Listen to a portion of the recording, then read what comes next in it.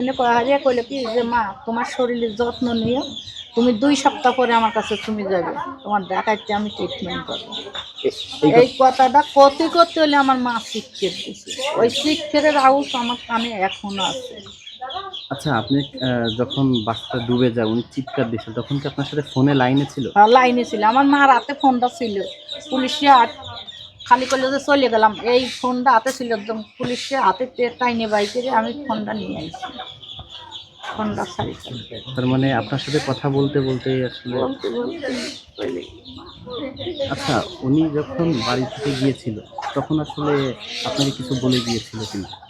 করলো যে কুরবানির ঈদে মা বাড়ি এসে আর পাবো না, আমি দেশেই কিছু করে থেকে খাবো, আমার ডাকা আর ভাল লাগতেছে না। উনি আসলে কি করতেন? গার্মেন্টসের দর্জি কাম করতো। তো এখন এই আপনার নাতি আসলে আপনাকে যখন বাড়ি নিয়ে আসলেন তখন ও কিছু বলেছিল কিনা আপনাকে? ও খালি করতেছে আমার মা ধাক্কাই যে বাইকে দিলে, আমার মা আইলো না, আমার মা আইলো না, আমি তোমার মা আসবে না, যে সময় রাস্তায় নিয়ে হইলো সেই সময় তো পাগল হয়ে গেছে, শীতে হারা গেছে, ডাক্তারের কাছে নিয়েছি কইছে